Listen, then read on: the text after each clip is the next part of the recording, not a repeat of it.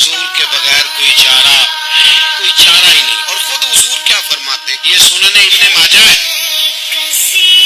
میرے رسول پاک صلی اللہ تعالی علیہ وسلم ارشاد فرماتے ہیں، حدیث کے راوی حضرت ابو موسیٰ اشعری رضی اللہ تعالیٰ عنہ، حضور فرماتے ہیں کہ اللہ نے مجھے اختیار دیا. یا رسول اللہ کس بات کا؟ فرمایا رب نے اختیار دیا، میں چاہوں تو آدھی امت بغیر حساب کے جنت چلی جائے، اور میں چاہوں تو اللہ سے اختیار لے لوں کہ یا اللہ مجھے شفاعت کا حق دے، میں سفارش کرتا جاؤں اور تو انہیں معافی دیتا جائے. یہ مجھے اختیار دیا اللہ تعالیٰ نے. تو حضور کیا فرماتے ہیں؟ فرماتے ہیں وہ آدھی امت والا سودا بھی میں نہیں کرتا، میں نے نہ شفاعت لی ہے کیونکہ یہ عام تر ہے اور یہ کفایت کرنے والی ہے، یہ عام بھی ہے اور کفایت کرنے والی بھی ہے. اور حضور نے یہ لفظ کہے، یہ سنن ابن ماجہ کتاب الزہد دیکھیے گا، اس میں روایت مل جائے گی. حضور فرماتے ہیں یاد رکھو تمہارا کیا خیال ہے کہ میری یہ شفاعت پرہیزگاروں کے لیے؟ خود جملہ استفہامیہ سے بات کرتے ہیں، تمہارا کیا خیال ہے کہ میری یہ شفاعت جو قیامت میں سفارش کروں گا تو پرہیزگاروں کی کروں گا؟ حضور فرماتے ہیں نہیں، میں قیامت میں گناہگاروں کی سفارش کروں گا، میں گناہگاروں کی سفارش کروں گا، گناہگاروں کے لیے عرض کروں گا اللہ کی بارگاہ میں. کچھ دن پہلے میں کہیں پڑھ رہا تھا، کسی کا مضمون اس نے تشبیہ کس طرح کی دی ہے مجھے پتہ نہیں، لیکن لکھ دی بات، کہنے لگے ایک وکیل ہوتا ہے، ایک شفیع ہوتا ہے.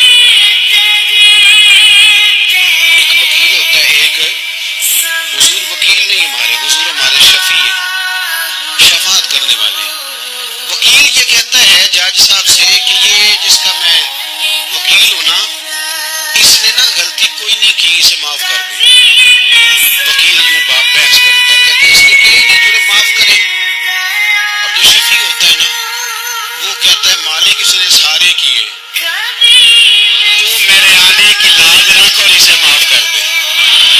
یہ وکیل اور شفیع کا یہ فرق ہوتا ہے کہ شفیع کہتا ہے سونیا سارے کیے ہیں، بڑے بڑے پاپ کیے ہیں، پر میں جو آ گیا تو مہربانی کرنا معافی دے دے. میرے عزیز حضور کے بغیر کہیں بھی گزارا نہیں ہے. ہم نے نا جب یہ بات سمجھ لی، اور پتہ ہے نبی کریم صلی اللہ علیہ وسلم نے آگے بڑھ کے خود بھی کئی مقامات پر اس بات کو کھول کر مختلف انداز میں بیان کیا. حضرت عبداللہ ابن عباس رضی اللہ تعالیٰ عنہ کی روایت آپ دیکھ لیں گے، آپ کو مستدرک میں ملے گی. حضور صلی اللہ علیہ وسلم فرماتے ہیں قیامت کے دن اللہ تعالیٰ انبیاء کے لیے نور کے ممبر بچھائے گا. ہر نبی ممبر پہ بیٹھ جائے گا، ہر پیغمبر علیہ السلام اپنے ممبر پہ جلوہ فیروز ہو جائیں گے، ہر پیغمبر. لیکن حضور فرماتے ہیں میرا ممبر خالی ہوگا. یا رسول اللہ صلی اللہ تعالی علیہ وسلم آپ کا ممبر کیوں خالی ہوگا؟ حضور فرماتے ہیں میں ممبر چھوڑ کے رب کی بارگاہ میں کھڑا ہو جاؤں گا، اور اس ڈر سے کھڑا ہو جاؤں گا کہیں ایسا نہ ہو کہ میں جنت میں چلا جاؤں اور میری امت رہ جائے. میں اپنی امت کی سفارش کروں گا، رب میری امت کی سفارش قبول کرے گا.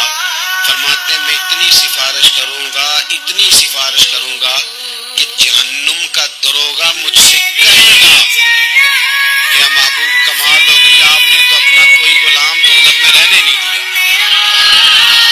سارے آپ نے نکال دیے. کسی شاعر نے بڑی خوب بات کی تھی، اس نے کہا تھا کہ یاد رکھو قیامت کا جو دن ہے نا، یہ قیامت کا دن دراصل ہمارا وقت ہوگا خاص، جب ہم نبی پاک صلی